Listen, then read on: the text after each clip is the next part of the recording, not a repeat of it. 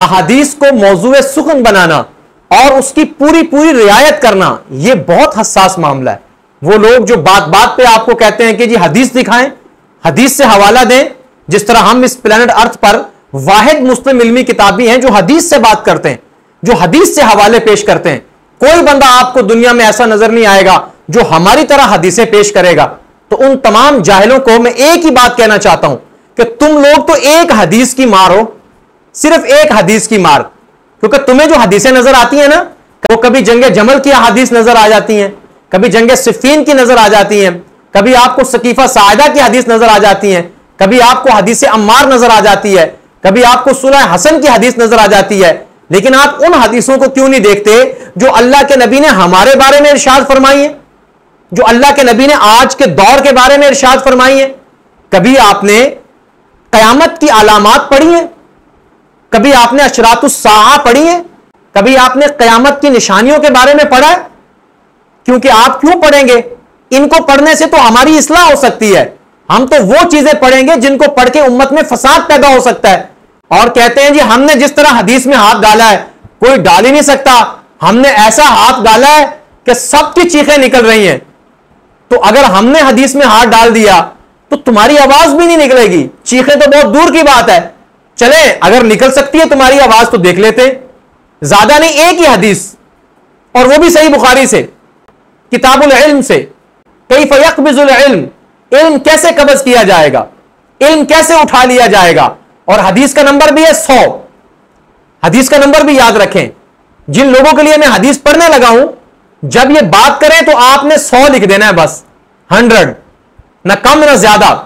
100 लिखें और ये वाली हदीस उनके सामने आ जाएगी। पहली बात तो कभी उन्होंने पढ़ी नहीं होगी, लेकिन अगर पढ़ी होगी तो दोबारा उनको तरोताजा हो जाएगी और आंखें खुल जाएंगी। अच्छा, हमारे बारे में भी कोई हदीस आई है? जनाब आपके बारे में बहुत सारी हदीस आई हैं। हदीस की हर किताब में किताबुल फितन आप ही के लिए बांधा गया है, अशरातुस्साआ आप ही के लिए बांधा गया है, अलामात क़यामत आप ही के लिए बताई गई हैं। और क़यामत की उन अलामात में से एक अलामत इल्म का उठाया जाना भी है। यह हदीस जो मैं पढ़ रहा हूं, यह तमाम लोगों को बड़ी तवज्जो के साथ सुननी चाहिए और आपको खुद फैसला करना चाहिए कि एक शख्स जो जहालत की इंतहा पर है, सिर्फ उर्दू की किताबें देखकर हदीस आपको सुनाता है, उर्दू के तर्जमे सुनाता है, जबकि उसके मुकाबले में हदीस के बड़े बड़े आलिम मौजूद हैं, मुहद्दिस मौजूद हैं, मुफ्ती मौजूद हैं, जो अहादीस का पूरा पूरा जखीरा अपने सीने में महफूज रखते हैं। उन्होंने कभी चैलेंज नहीं किया, उन्होंने कभी दावे नहीं किए।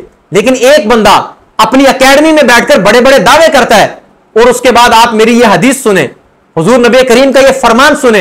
यह रिवायत सही बुखारी की है, नंबर मैंने आपको बता दिया है।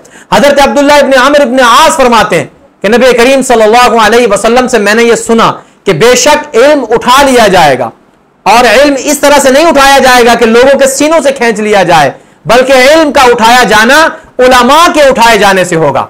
और जब उलमा उठा लिए जाएंगे तो फिर लोग जाहिलों को अपना इमाम बना लेंगे, अपना काजी बना लेंगे, अपना रहनुमा बना लेंगे, अपना पेशवा बना लेंगे, अपना इमाम बना लेंगे। हत्ता इज़ा लम युबक़ि आलिमन इत्तख़ज़न नासु रुऊसन जुहालन फसुइलू फफ्तौ बिगैरि इल्मिन फज़ल्लू व अज़ल्लू, मुत्तफ़क़ुन अलैह। और फरमाया कि फिर उनसे सवाल करेंगे, उनसे इस्तिफ्ता करेंगे, उनसे फतावा लेंगे और वो बगैर इल्म के फतवे देंगे, बगैर इल्म के जवाब देंगे। फरमाया कि फज़ल्लू व अज़ल्लू, वो खुद भी गुमराह होंगे और दूसरों को भी गुमराह करेंगे। अब इस हदीस को सुनने के बाद आप खुद फैसला करें कि वो लोग जिनके पीछे कोई इल्मी रिवायत नहीं है, जिनका कोई इल्मी पस मंजर नहीं है, जिनके पीछे कोई असातिज़ा की फहरिस्त नहीं है, जिनके पीछे कोई मदरसा कोई मस्जिद नहीं है, चले मस्जिद मदरसा को छोड़ें, उनके पीछे कोई ऐसी इल्मी शख्सियत नहीं है कि जिसके सामने उन्होंने ज़ानुवे तलम्मुज़ तय करके अपने आप को इल्म में मुतबहर किया हो, लेकिन उसके बावजूद भी दावे वो ये करें कि इस प्लेनेट अर्थ पर हमसे बड़ा कोई मुस्लिम इल्मी किताबी नहीं है, इस प्लेनेट अर्थ पर हमसे बड़ा कोई हदीस का जानने वाला नहीं है, इस प्लेनेट अर्थ पर हमसे ज्यादा कोई हदीस के हवाले देने वाला नहीं है। और फिर लोग उनसे मसले पूछें, वो लोगों को मसले बताएं।